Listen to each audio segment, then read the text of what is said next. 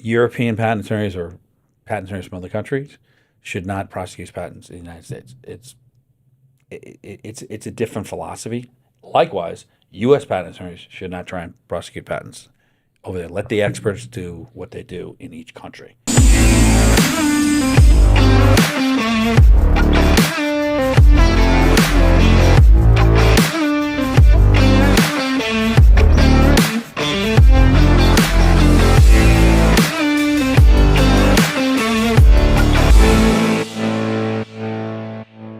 Tell me about yourself. Family is huge for me, Where'd you grow up? I grew up on Long Island. Forget about it. Oh, yeah, forget about it. Forget about it. Yeah. And what'd your folks do? My dad was an OBGYN, and he actually was also the team doctor for the Long Island Ducks. The hockey team? Yeah. Wow. So, if you got hurt, you got a really good, cesarean stitch on your face, from hockey. But so I used to be on the bench with him. Not a lot, but a bunch of games he'd bring to and be on kind of like right behind the bench. Yeah, absolutely. Watch all these old guys, the old school hockey with no face masks, and these guys. School. Or old school. I mean, they were no masks or no anything. He would literally stitch them up on the bench, and I'm not even kidding. Wow. Yeah. One guy, I don't know if I can say it, but one guy, Sammy Gregory, lost his eye. And he just said, put a patch on it. And he went back out. And he went to the hospital after. And then he was my coach. He wound up being my coach when I was playing when I was a teenager. And I played with his son, Dean Gregory. And he was a fantastic individual. That's adrenaline. That's hardcore. Hardcore. Put me back out. Because one of the best players in the team was like a playoff or something. My dad's like, he went back out he goes, I was there. And the guy got hit in the eye with a stick. And he goes, it was just like, it was bad, and he put the patch over, put something on. And he went back out and he wound up losing his eye. Oh my gosh. And he kept playing hockey. And this is in hockey, that's hardcore. Yeah, that is hard. That's old school. Did you have any brothers or sisters? Yeah, I have 2 brothers, 2 sisters. Are you the middle? I am right in the middle. Yeah. So I have a middle son, so you give off those middle son vibes or middle kid vibes. You kind of have to play like Switzerland a little bit. Right. My older brother lives on Long Island. I think he's going to move upstate New York or move into Queens or something because we just sold my mom's house. We're selling my mom's house. And then my younger brother lives on Long Island as well. My older sister passed. And then my younger sister lives upstate in Niagara. Did you want to become a lawyer? Or no, I wasn't going to be a lawyer. I always wanted to be an engineer. And I went to Providence and went to Columbia. And then I was literally graduation day at Columbia at a table with one of my friends and their older brother. And I asked him what he did. And he said he was a patent attorney. And I had no idea, or an intellectual property attorney, and with patents. And I said I had no idea what that was. So I kind of put the bug in my head a little bit, and then I went to go work on Long Island. And at that time, the defense industry was just collapsing. So everybody was losing their job. And I wound up... defense industry? The defense industry, like BAE and Hazeltine and Grumman, they were all firing everybody on Long Island. What year was this? That would be 1992, 93, something like that. What caused that? Just cutbacks. Government cutbacks. They weren't making what. So that was interesting, and I wound up working with a gentleman named Clyde Porter, and he fantastic individual, and he had 4 engineering offices, and minority owned. And one of the first things I said to him was, "Why are you not a minority owned business?" Yeah. And he's like, I never thought I needed why? And I don't understand. Why would it be minority-owned business? I said, you know what, let's get you as minority-owned business. So I actually filled out all the paperwork for him and did it for him. Very cool. And at the end of 2 years, it was just me and him in the business. That's it. He kept me for that reason. 45 people. You leaned in. 4 offices and 45 people gone. Wow. And I leaned in, and we got along great. And I could do a lot of stuff that the other guys they could do, but I would. Did you study engineering? Yeah, I studied engineering and physics. Okay. So I was adaptable to do a lot of the stuff he needed. I could do the contracts and do. So he kept me around. And he was fantastic. I think he's still alive. I don't know, but so he was a defense firm in that way. He was he did some defense, nothing crazy, but the entire engineering industry just collapsed on Long Island. Wow, it was horrible. So we wound up just doing like redesigning backflow preventers at Orsino Westbury. I was designing handicap ramping systems.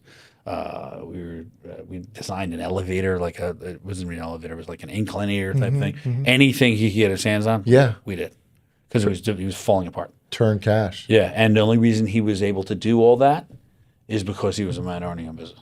Because 20% of all business that the federal government or state government gets is be a minority, right? So that's the only reason he stayed in business, is because I made the suggestion to do it. And he was a very proud person, so that's why he didn't do it in the first place. Sure. But he wound up doing it, and I think it saved him. And then he. I didn't realize that you essentially jumped into the federal game like right out of college. Yeah, just the federal great. game with the state. It's mostly state. Sure. But it's government, right? Whether it's federal, state, or local. OSHA compliant, all that stuff. So I got a lot of engineering experience in 3.5 years, and then went to law school at night, and then just then I got hired as an intern. So you were doing it in night school? Yeah, I did engineering. I did law school at night. So what made that jump? You were like, okay, was it what you were seeing with the industry? Oh yeah, shut down? I'm like, I got to do something. I'm not different. opening my own business anytime soon. So yeah, exactly. So you went to night school. Yeah. And then you graduated, and then where did you go after that? Did you go work for a big firm? Yeah, I went to work for a small. I worked as an intern at a firm, Galgano and Burke in Hauppauge, small firm. And then I graduated, and they hired me as an associate for 2 years. And then I got hired. Then there were not a lot of patent attorneys in the United States. I don't know if you know. At night school, you said I want to be a patent attorney. I went specifically for patents. But when I got out, I think there were maybe 500 patent attorneys coming out a year in the United States. I mean, the patent bar, I think the pass rate was 30-something%. Oh, wow. But you can't even qualify for it unless you have an engineering degree. So it's not at that point. So coming out, there were not a lot, and all of a sudden when I came out and I was working for Gallagher and Burke, salaries like tripled because the old school was retiring and these new schools were coming. So I got these offers I just absolutely couldn't resist. So you were really in a good spot. Yeah. So I went to this new firm, well, not a new firm. It was around Dilworth and Parisi. Had a lot of good friends there, and then we split off after 2 or 3 years there to form Carter DeLuca. So I went with the main guys, Carter DeLuca Farrell, and it was Joe Schmidt at the time. So you were right at the foundation. Yeah, and we were just, intellectual property just taking off. Like businesses were really developing portfolios at that point. All based in New York. In all over the world, actually. Our clientele. You were sought out. But being in New York. There were a lot of patent attorneys in New York. It was a global place. It's a global city. Yeah, absolutely. I get you. So you're kind of sought out, but you're sought out anyway because the fact there's not a lot. Right. Like my registration number is 41,182, right? But that's very low. Well, since 1780 something. Right. There's only been 41,000 patent attorneys. Wow. I mean, that's not a lot. There's 400,000 financial people come out at school every year. So it's a good profession, and I love it. I mean, I literally learn something new every day. That's my job, to learn something new every day. You have to analyze and learn something new. The technology right. as it's going. Exactly. So it's a lot of fun. Yeah. Do you feel that? Well, you've seen it, right? You've seen technology as a pacing item. It's exploding. Especially with AI. I mean, we had nano AI. We had medical instrumentation for a long time.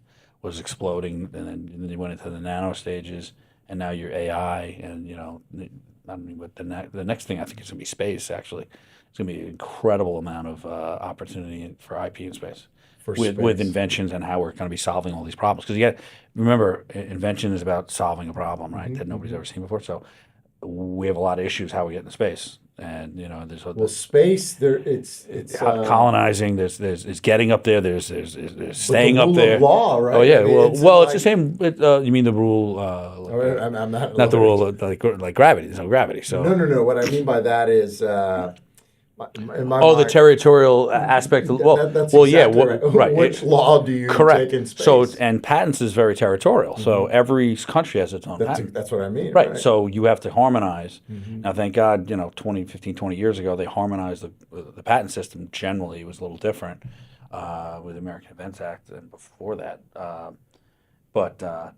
which makes it a lot easier to file applications overseas and including trademarks and patents overseas in the various countries. It made it a lot easier. But now, what do you, if are you going to really invent something on a space station? Is it who owns it? Or Mars? I mean, how does that work? I mean, that's way down the line. But I'm talking about literally solving the problems of getting there, colonizing. Making sure people don't die, making sure people, if you're in space, there's no gravity, so you have major issues with your vascular system. Absolutely. There's a lot of issues that have to be solved if we're going to do that, and there's a big push to do that right now. I was at the federal thing last year with Ross, Colonel Ross, Colonel. Yeah. And he's part of that whole group of the commission of how they're going to. Space was huge. It was all over. That whole, what was it called again? The federal Fed Supernova. Yeah, Supernova. Yeah, exactly. Yeah, yeah, it was absolutely fantastic. Yeah. So that's my job is not going away. Not anytime soon. No, and it's just getting more and more complicated. What about from a talent perspective? Are colleges and law schools pumping more lawyers out? Because again, AI in itself, went to a Baker Bots. It's kind of a Chatham House rules, and I'm not going to air anybody out, but what I took away from it was a sense of even lawyers are trying to figure out the application of the AI, and what one person had alluded to, he didn't come right out and say it, is that, oh my gosh, we're just going to be the subject matter validator. Yeah, that's coming. No, right. That's coming. But again, it's going to be difficult for somebody to gain the necessary experience by not doing and not going through the learning curve that myself and all my partners have gone through. So how are you going to be as good as AI? Like right now, am I as good as AI? I have no idea. Probably not. But I can say something and I wouldn't put it in those words, and I can go in various avenues that AI probably wouldn't think of, based upon 30 years of experience. And I think all my partners could do that, and most patent attorneys today could probably do that. Mm-hmm. I don't know about 5 years from now. I have no idea, but that's going to be the same in every industry. So we're going to have to adapt with AI, and AI is a fantastic tool for research. I'll tell you that. All we do all day is all I do is research. So I got to learn how this new fuel works, or this new pump works, or this new whatever valve, or I'm going to say, well, I haven't heard of this. What's a negative waiver clause? Mm-hmm. I don't know. Oh, that's what it is. Okay, then you're making a contract. You got to do that. So it's a great research tool, and you don't want it to be the only tool. No, and the patent office is actually implementing, I think, software and protocols that if they can tell, and through either running through an AI model or something, that this application was written by AI, they kick it. I think I heard they're doing that right now. In schools they are. I know they definitely 100% doing schools. You can ask my son Finn if they're doing schools. That's exactly right. In fact, there was another company, I forget what they're called, but what they have the ability to do is tell you, polygraph or polymerize, something like that, where it'll tell you, pull up a website, and it's got an overview, and it'll tell you, yes, this was written by AI, and to this degree, and in this specific one. And it looks at anything. Wow. Anything. You just need to put it in front of that software, and it'll tell you to a level of degree of was this written by a human or not. Wow, that's incredible. So it's just going to get, who knows where it's going to go, unfortunately. As a small business. Hopefully not, what's it called? Terminator. Skynet. Yeah, Skynet. That would be bad. Yeah. That would be. I think you talk about ethical AI. I'm starting to see that be more of, like you mentioned, I think earlier, a level of accreditation, right? Right. Where you're saying, look, this was written with AI, but in an ethical way. Right. You have to preface a lot of and cite probably to a certain degree. I think that's where the rigor will be demanded. Yeah, but even AI, artwork. My daughter's like, she's an incredible artist, and a lot of imagination. But she's like, well, I don't want to do. She didn't want to do the anime stuff anymore. And I've used the word anime, and she's gonna kill me for using the word anime because that's how she calls it. But she said it's all written by AI. Nobody does. Nobody does it anymore. Nobody does it anymore. Even my good friend Dave McKillips is coming out with he works for CEC Chuck E. Cheese Entertainment. Yeah. They're coming out with their Christmas special. And it's coming out November 24th. And I had the privilege of seeing a little bit, attorney-client privilege, a little bit. It's fantastic. Oh, it is. It's so good. It's exactly what everybody needs because we need a new, fresh Christmas special, and it's funny. And it's really, really good. He's so proud of it. He's so proud of it. I love that. When we met in Dallas, it was a couple of weeks ago, maybe last month, but your next door neighbor that is the CEO of that pizza company. Pasquale's or Chuck E. Cheese. Well, that's him. Yeah, no, I know. I didn't want to say he was the CEO, but I said he works for him. He works really hard for him. But you told me about that. Oh, the pizza. But no, that instance where there was a guy dressed in that Chuck E. Cheese outfit. Well, I was scrolling through you saw that. TikTok. That unfortunate incident. And there was now that whole instance where it was like, hey, I felt like I got some special understanding. But no, that happened a while ago. That happened over the summer. Yeah. Yeah, I was with him that day. That what happened. He's like, you can't make this stuff up. Are you kidding me? Like, yeah. Something out of a movie. Yeah, that's right out of a movie. He's like, he sits there with his head like, I can't make this up. So, when we look at so you just met with two Singaporean startups, and we are looking at domestic and international startups and really businesses that move around in this global space. Domestically, I won't say it's easier, but definitely from an international perspective, there's two countries that they have to learn from and really adapt to. And they can't just come in with the same level of understanding. How difficult is it? I know you're probably going to say it's extremely important. It's definitely important. But for when you're moving around, how early should these international startups be thinking about the United States? I think it's in everybody's mind that that's where they want to come. Right. So be a part of. So it's interesting because I've had this conversation several times last month. So the United States is probably the biggest market where everybody wants to show up, right? So there are a lot of countries that have patent systems that virtually don't even issue patents. They just don't because it's not a big. There's not a lot of people there, so it's not. You don't really need a patent to protect the product there. Like, for example, Israel. Israel is one of the most innovative places in the world. Startup nation. I'm going there at the end of the month. Unbelievable. Are you really? I'll hook you up with a good friend of mine if he's over there, and he knows everybody. Awesome. And he'll really help you. But anyway, so they don't really issue a lot of patents in Israel, but their number one priority is the U.S. because that's the market they want to hit, right? Bingo. So when you are, and I just had this conversation last night with an Irish patent attorney, when you're thinking about coming out with a product or drafting a patent in, let's say, Ireland, for example, versus the United States, there are two completely different patent systems and two completely different strategies for developing a patent portfolio. Completely different. So, in other words, in the European Union, UK, and all, UK is not in there anymore, but European Union and Ireland and all the various countries, it's usually one patent per application, and that's it. So you draft the patent application with one invention in mind, and then you file that invention, and then you draft another application with another invention. So it might be the same product, and there might be 7 or 8 patents on that same product because you can only get one.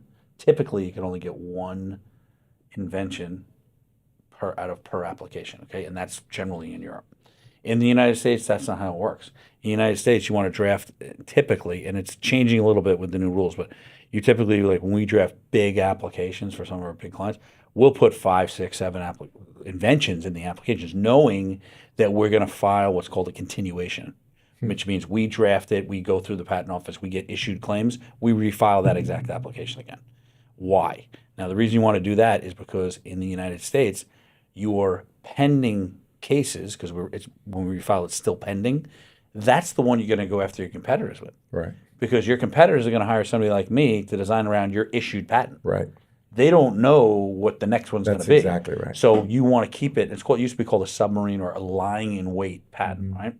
And so that's a very huge strategy in the United States, and I recommend all my clients to keep those patent applications in waiting. And sometimes you have to kind of delay them a little bit because it gets to go. The next one prosecutes a little too fast, and it gets expensive. So you want to keep that in a strategy. But that is absolutely a strategy in the United States. In Europe, that's not a strategy. So when I talk to my European foreign associate, I'll say, "Oh, does your client want to file a con?" And he's prosecuting a U.S. patent in Europe, and he'd be like, "No con." I'm like, "That's the whole practice in the U.S. is to file a con." So my point of this last night, and she agreed with me. European patent attorneys or patent attorneys from other countries should not prosecute patents in the United States. It's a different philosophy. Likewise, U.S. patent attorneys should not try and prosecute patents over there. Let the experts do what they do in each country. So that's one of the things I was getting across because they brought up the fact that they were talking to some Singapore patent attorneys and like, oh, he said not to do this or whatever. I'm like, well, look, I don't know why. He knows more about your invention than I do. However, I'm saying that's not the philosophy in the United States. The philosophy is, you want to file a provisional application before you disclose anything to anybody, just in case, you may have something patentable, can work on it. You have a year to work on it. Right. So it's a lot different U.S. strategy. U.S. is the only country where you can file a provisional patent application. So it's important. So what I'm picking up, it's worth at least a consult 100%. with the region that you want to think about exploring into. Correct. Before, because it really comes down to a financial decision Every time. for everybody. Every time. Not that nobody doesn't want to work Right. with you. It's do they have the means and They need a budget for and exactly. And at what point in time do I need to be able to not just solicit your services, but be prepared for those services? And it's risk. It is risk, but it's also risk. Believe it or not, it's as early as possible. Right. Because if you start disclosing what your inventions are, and especially in like Shark Tank competitions or these pitch decks or investors or whatever, you're giving away the secret sauce. You just lost all your foreign patent rights. You can't file in any foreign country. You're done. As soon as it comes out of your mouth, you're done. The only country you would be allowed to file in is the United States, and you have 1 year from that public disclosure to file a patent application. Otherwise, it's abandoned. It's done. So you can't get a patent. So that's why as early as possible. And, I was explaining to these guys, it sounds like it's expensive as you go through, and that's the big misnomer, I think, because it can get expensive. But a provisional patent application is not expensive, and that establishes a priority. Then it gives you a year to figure out what you want to do, and then file that PCT, which is a Patent Cooperation Treaty, which is your international patent application. And then you have another 18 months from there to decide to spend any money before you go into any country. So it really is a process that you go through that follows the R&D process, because you're going to invent something, you're going to want to talk about it, and then you're going to say, I figured out a better way, and then another better way, another way. And the Patent Office of the United States enables you to keep tweaking until you file that formal application. And then thereafter, actually. And then you file the PCT, which is the international, which is the only one time you can file it, and that's when you file your, at that 12-month time frame or earlier. But you can't say, oh, I filed the U.S. case, now later I want to file a piece. It doesn't work that way. Do you work with venture capitalists at all? Yeah, somewhat, yeah. In a way? Well, I give lectures on the other side because venture capitalists don't understand that, which has to do with two things. One, why am I investing any money in somebody if they have no intellectual property? Intellectual property. That's Or exactly. if somebody can take, you have the greatest idea in the world, but somebody can just take it. So why am I giving you any money? You need to protect it. That's number one. And number two, why are you investing in a company that has a product, but they haven't cleared their product? You don't know if their product's infringing somebody else's product. You have no idea. And that's called the freedom to operate or right to use study. And most, a lot of venture capitalists I talk to, I don't say most, but a lot, they have no idea what I'm talking about. And that's the big bucks. That's you get a cease and desist letter. you're liable for attorney's fees and the other side's attorney's fees and triple damages because you didn't do you're infringing a big guy's product. So that'll bankrupt you. That'll What about stop private equity? either one. They have to get when they before they invest in a company that has a product on the market. It's imperative that they get a right to use study, and a lot of times right to use study or a freedom to operate. Now, a lot of times they don't have to. Their client's not going to be the one that's going to be paying for it, or somebody else might be paying for it. So, okay, sorry about that. that's right. So so as from a VC or private equity, that's the most important thing right there. Number one, do they have patents and they're patent protected? Otherwise, it's stolen. And number two, if they have a product on the market, how do you know if it's infringing or not? Why are you going to invest millions of dollars or hundreds of thousands of dollars, and you don't know if you have a lawsuit? You have no idea. Wow. Why would you do that? And it's just the question you ask and say, well, where is that? And then either the startup gets it, or they help fund it, or you figure it out, or something. I would think that They just don't. It's amazing. Yeah, that is amazing to me. Absolutely amazing. Especially when you talk about, I'm not about to invest. Now, historically, have there been instances where, I've read about a catastrophic event where now I'm going to shift to be able to do it. That probably hasn't happened as much, or it's not as prolific in the news. But it happens. Yeah. Oh, it happens. But see, I don't know. I've never heard of that. Like, if that were the case, and I heard several stories, I would want you to move right next to me. Right. No, it happens. The biggest problem is when they want to do an exit strategy, and they go to a big company, and the company says, "Okay, where are your patents?" Oh, so like a M&A activity. Whatever. We don't have any. But we're out there. We're selling great. Oh, okay. You know what they do? They go and do it themselves. It's less and less now because R&D. So if it's a very sophisticated product, it's expensive to do that. It's easier just to buy them. Right. Because if you want to come out with your own automated driving system, like BMW, that's going to be hundreds of millions of dollars to try and figure that out. Maybe billions to try and figure that out. You might as well this guy's got it all figured out. Even though he doesn't have any patents on it, we're going to buy it. But chances are that person would have. You're buying the knowledge. You're buying the knowledge, and you buy the company, right? Acqui-hires, in a way. Right, which is happening more and more. But it used to be, we go to talk to somebody, and either they don't have patents, or the patents are not done properly, or whatever. Because we would do that investigation. We don't deal with them. We just go do it, and there's nothing they can do. They can't sue because their patents are valid. Right. Either invalid or they don't have any. So yeah, I've heard Elon Musk say patent is just a lottery ticket for a lawsuit.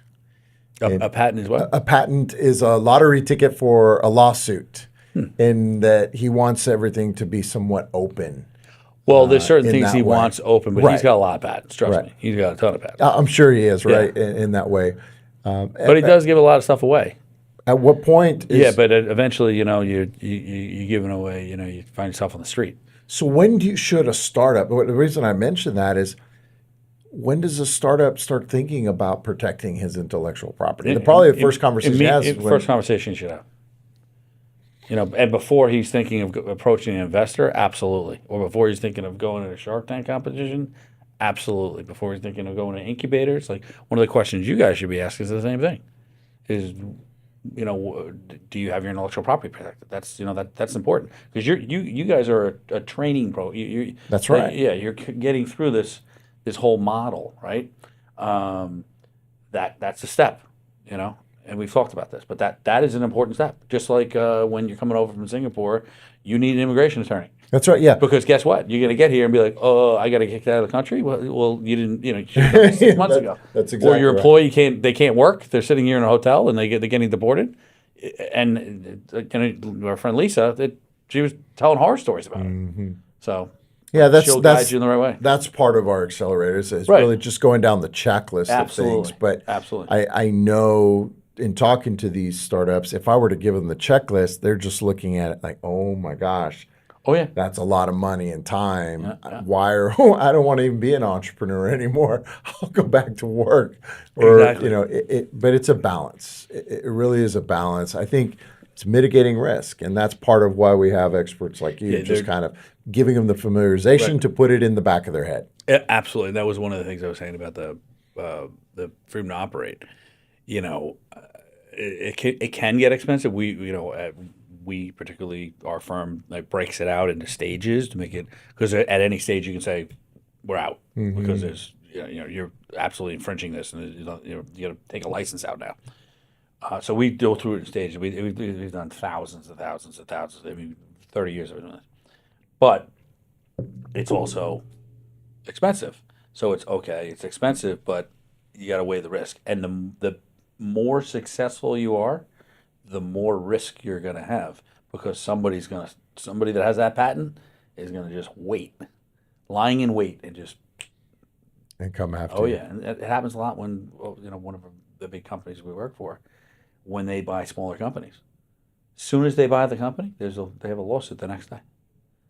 That smaller company was infringing, and it's in the news that they were just waiting. They knew a bigger company would come in. 100%. It happens all the time, and you're not talking small amount of money either. You're talking a lot of money. That's right. So, and it's happened probably 5 or 6 times in big bucks, where the next day you get a lawsuit on your lap.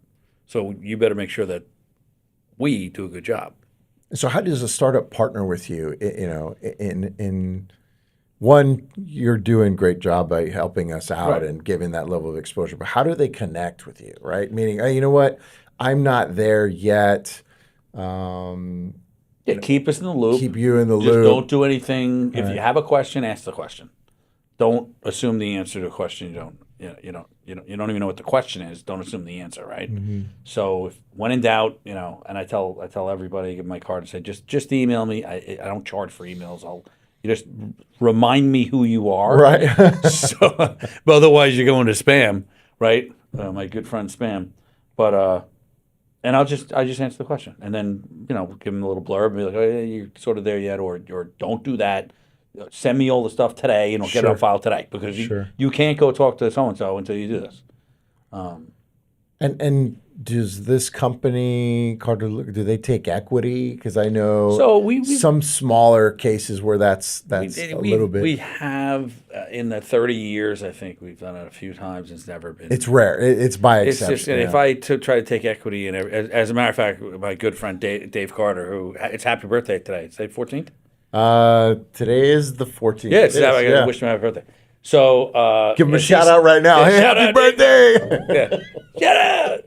So he always said if I took equity in every single person, he goes, I'd be out on the street. Equity doesn't pay the bills. You can't call the bank and say, hey, this month I'm going to pay with the equity I got. He said, just because we get, we have a lot of clients, so and we've tried, and because it was a friend of a friend, and sure, it's built upon the trust. Yeah. Do you partner with other firms outside of the United States? Oh, we have to. So and if it works both ways. So if we want to file a patent application or the PCT application that we're talking about, and then go national, we have to use a local firm. Same thing, Israel or Ireland, or whatever. They have to use a local U.S. attorney. So you guys are global by virtue of that. Have to be global, yeah. In that way, and we do a lot of. A significant amount. We're a moderately sized firm. We're not for the number of patent. We're all patent attorneys, so we don't do anything else. So a lot of firms are big, but they'll have 300 attorneys. We only have 10 patent attorneys. Right. So we're all patent attorneys. What are you most excited about here in Texas? Now that you came from New York here, now you're a Texan. What am I most excited about? I don't know. I'm just kind of I love watching my kids grow up. They're doing great. My oldest son, I just talked to this morning on the way here. He's in Copenhagen, studying business over there, like business with a slant in cybersecurity. So really proud of him. Then my other daughter is studying biomedical engineering at Iowa Honors, doing ridiculous, like really, really well. And then my next daughter is the artist, and we don't know where she's going to go, but she's going to. I think she's eventually going to wind up in Florence because she went there this summer and studied the real deal over there. Like with the master and apprentice. Absolutely. Because over here, she doesn't want to take math and science. She's done. She's at it. And the artwork that she does, she's earned it. That's good. So that'll be fun. And then my younger son. That gives you guys a reason to go visit. Yeah, my younger son likes to hit other cars and stuff. It's fantastic. There's a racetrack or I two. told you here. he got an accident this morning. Oh no, I didn't hear that. This is his fifth accident in less than 7 months. Oh my But goodness. one was technically unregistered. I found out about it when I talked to my other son today. I never knew about it. I don't know how they hit it from. Maybe we turned. Are you sure it's just 5? Yeah, exactly. that he's told and then you? and then he backed my car into a cement mailbox. Then the 2 that were last week. Is he wearing his glasses? I see you wearing glasses. Yeah, 2 last week. One lady did a right on red across 3 lanes and smashed into him. And then the other lady was backing out of a parking spot and smashed into him when he was coming out of the South Lake football game. And then this morning, he said it was his, he's really upset, but he said it was his fault because he didn't see the lady pulling out of the 7-Eleven. He was making a left. So, but he said they were going like 10 miles an hour. Yeah. But it ripped the license plate off, and the lady, the little rear well molding strip came off her car. I mean, that's it. I mean, it's ridiculous. So you're happy Texas has been great for you for your family, and that's great. And Tori's doing great. Tori's all over the place. Tori's doing. She's loving it. Yeah, she absolutely. Did she grow up in New York too? She grew up 100 yards from my house. Oh, yeah. That's right. You mentioned that. And then she went to boarding school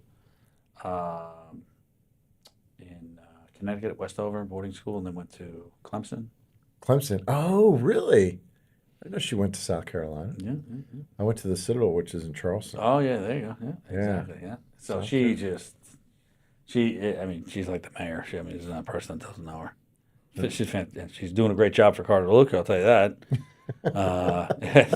Thank God. That's amazing. Yeah. So. And so you're happy about being here in Texas, and for Carter DeLuca, is this? What about the emerging Fortune 500 and everything that's coming here? Yeah, I can see you guys getting really excited. Well, I'm certainly getting excited. These guys they all live in New York, so it means a move. And it wasn't an easy move for me, but with what just happened in New York last week, I don't think New York's growing anytime soon. So pack your bags. And do you see them moving in HQ?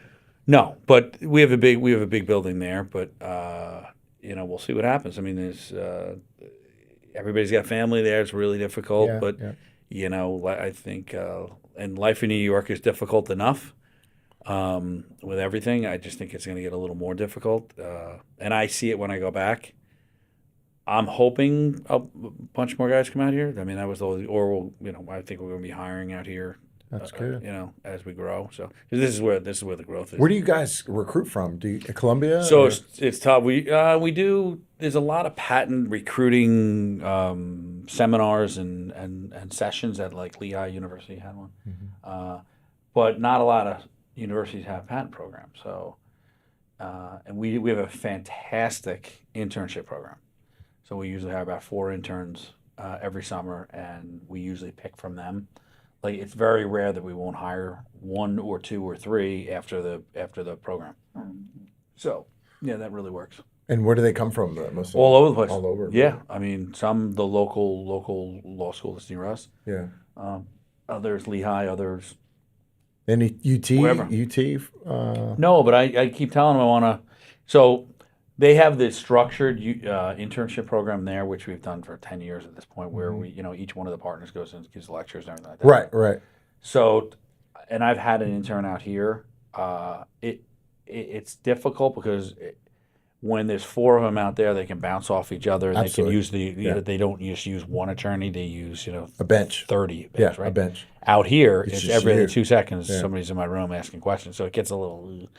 It's a lot. A lot to do. But on the other hand, so you need help in Texas. Well, what I want to do is I'd rather just hire like somebody like a 3rd, 4th year. Yeah. Or that somebody came from the internship program, because a lot of them didn't even know they could move out here. So and just move out here because we have office space, we have plenty of space, and it'll help me with marketing. The more people out in a room, the better. Yeah, I mean, and I think people need to visit. They do visit. The same people tend to visit, which is great because they come out here and they see what's going on. I think you probably met Tom Tall, blonde. Yeah. Yeah. He comes out. My other partner's coming. You're going to White Texas? Yeah, White Texas. I think that's where I met. Yeah, you met all of them. I met a Yeah. bunch of them. Yeah, but you'll meet. I'm hoping my partner Steve comes out. There was one of your partners I don't want to mess with, man. Which, Like, oh, that. she was. Oh, Pina. Yeah. Well, like, her husband's like an MMA fighter. yeah, and that's the other thing. I was talking to her. She said her husband she's really fit. ridiculous shape. Yeah. She's really good. She's a sweetheart. So she was out. She's always eager to come out here. But I think for the Y Texas event, Steve is coming out, and we're going to do that. What's it called? The Reuters energy thing in Houston. Oh, really? Yeah, do you know about it? No. Yeah, it's big. It's a big. It's a energy event. We actually have two clients that are exhibiting there. Yeah, of your clientele base, I mean, what industry is primarily all of them? We do. I mean, mostly medical devices, engines, aircraft. Defense? Any defense? Defense specific? No, but that's a great area to get into. Yeah, probably that would. Yeah, that would be good. Well, I'm trying to get. We're on the bubble with Texas A&M. We put in for the RFP for that, and we're hoping to get that. But I'm not. I can't figure out how it works because the guy that was running the RFP left. What RFP is this? Request for proposal. No, I know for intellectual property attorney. Oh. So they do. So when they do inventions coming out of Texas A&M, the commercialization office. No, maybe it's the commercialization, but it's the office that it comes right out of research. Okay. So the inventors have to use the patent attorney to draft the patent applications to go to the commercialization for the licensing. Got it. So in that loop, we're in the loop for just the drafting of the application process in the whole everywhere. So we put the proposal in, I think, in the end of May or early June or something like that, and the gentleman that was running it left. But somebody else took it over, but just started. His name's Sam something, and he just started less than a month ago. So I don't know where we are in the process, but that could be. And they do a lot of defense work out of there. I mean, a lot. You're just seeing it at large, like everything Texas is. Yeah. I'm seeing more oil and gas and defense. I'm actually seeing it in other states too. Oh, everybody is. I just read Indiana has a tech ecosystem. Oh, really? And it's either defense. And I'm trying to think of. Yesterday I was at UT listening to Secretary Gates, the former SecDef, right, talking about what does he see. I think the topic was beyond the battlefield. Okay. And what trends he's seeing. One, he said he's going long on Middle East. He sees that as a really good environment. Okay. What he's seeing from the Middle East countries, Saudi Arabia. But the other is that it's going to be very similar to a Cold War-like initiative that we saw where we're really the industrial base is going to be kicking up right. a lot of things so that we don't go to a kinetic or below the threshold. Yeah. So defense is definitely going to be leading that charge, and they're really seeing that it's not just the defense industry, but the commercial industry would be right along right behind it. Yeah. Well, with the drone industry in particular, that's huge. I know that when about 8 years ago, I was in Israel. With the special operations community, and I met this company called Extend, and the brothers, they came out of the film industry, and their notoriety was, when you see the NFL where they show a catch, and now they could kind of circle around and see a different angle. That was them? That was their technology, and they implanted it there in the Dallas Cowboys Stadium. Oh, wow, okay. And fast forward today, the Army is purchased a multi-million-dollar contract for their drones. Wow. So they went from that type of company to drone. Oh, that's to drones, cool. And that's how I met them. Okay. They're called Extend, but you're right. I mean, drones. Oh, yeah. Automated battlefield, And I've actually hosted DGI, which the military said no, unless you change something in your algorithm and, where you can't collect the data. That's what was needed. Very much that industrial-based partner that can produce at scale, and that there is a commercial demand that you can now utilize these, because DGIs are everywhere here. Oh, yeah. Commercial So use. who's the company that just They're building satellites in Arlington. They just bought E-Space? Maybe. I mean, Yeah, there's so E-Space, many- there's- E-Space. I can't keep up. It's Yeah. like Oh, it's so they many. they have something like 1 million square feet or something crazy.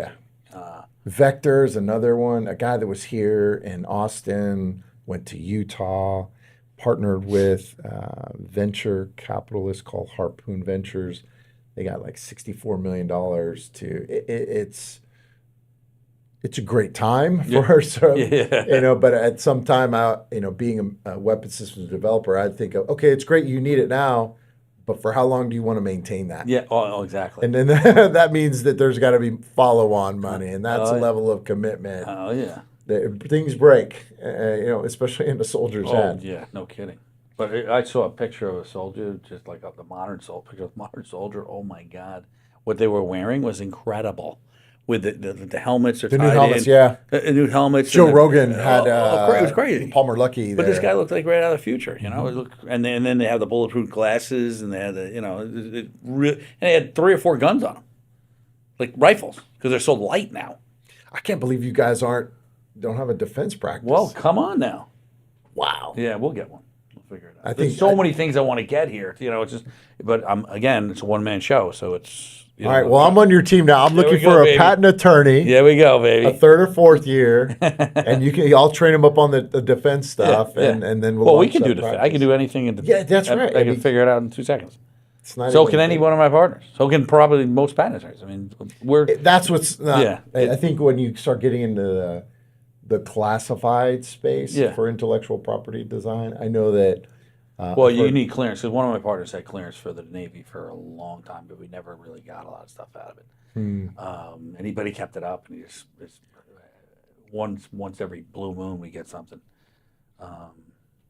But that would be great. I mean, that's a huge industry. Even with the SpaceX, like with the space stuff that's going on, and the stuff that's going on in Texas A&M, the stuff that's in the defense industry, in particular at Texas A&M, and then you got the stuff going on at UTD with the battery initiatives and all the. There's so much stuff going on, and all of that just breeds intellectual property. There's everything, every avenue right there. Anytime you can turn your head around, you're hitting into something that's a protectable asset, and that's what you need to do. Is everything's a protectable asset, and that's what these startups.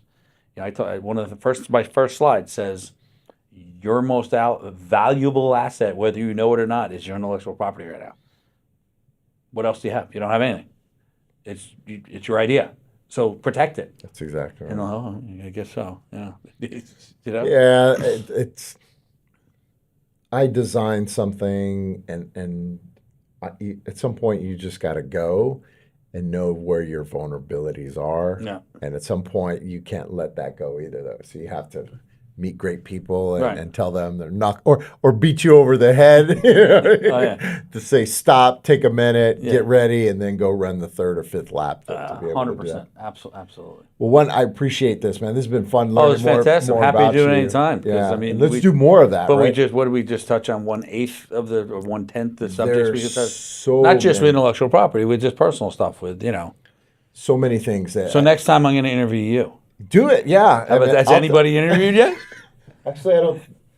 Uh-oh. No, nobody All has. right, we're going No, on. no, no. We can do that. I was just thinking. I've been on panels, but nobody cares about me. It's like I'm not cool enough to interview. But think of this as a forum. Anything that you want Yeah, to get absolutely. out when you're visiting us more. I'm going to take it as a personal charge to grow your defense practice. And the way I look at what I'm doing, it makes us all better. Right. There should be zero competition in the defense space. We should collaborate in most anything. But at the end of the day, I've learned you have to make money to stay in the game. Oh, yeah. That's Exactly. That's the That's reality. just the way of it works. 100%. It's the air we breathe in. Yeah. Well, it's to be in a business. Yeah, but like you said, the defense industry, that they get what, $1 trillion a year. It's a lot of money. But it's also the mindset too. Yeah, but that's just what the federal government. bingo. It has nothing to do with all the ancillary businesses behind it. It's multi-trillion-dollar business. So There's tons of opportunity. there's tons of opportunity, and like I said, it's just it doesn't just stop there. It's so many, like we do so many different technologies. We have a lot of clients. I mean, we have a lot of big clients. So, and like I said, like most of my partners, I mean, I think 20 years is the least amount of experience out of my Wow. eight of the partners. And then our youngest associate is 2 years. We have two of them in 2 years, but they're like 4 years. Because they went through 2 years of our internship program, so they're like a fourth year associate. Yeah, really. And that's it, and that's the youngest. So you're getting experience from right off the bat. So That's huge. and we can handle pretty much any technology. I mean, there's nothing we can't handle. I love that you're a technologist and an engineer in that way. Yeah. Like that's rudimentary. I didn't Yeah. know that Oh, yeah. in their profession, but that's huge. Yeah, you just gotta learn. You gotta know how things work. So You got to sharpen your pencil you gotta sometimes. figure it out.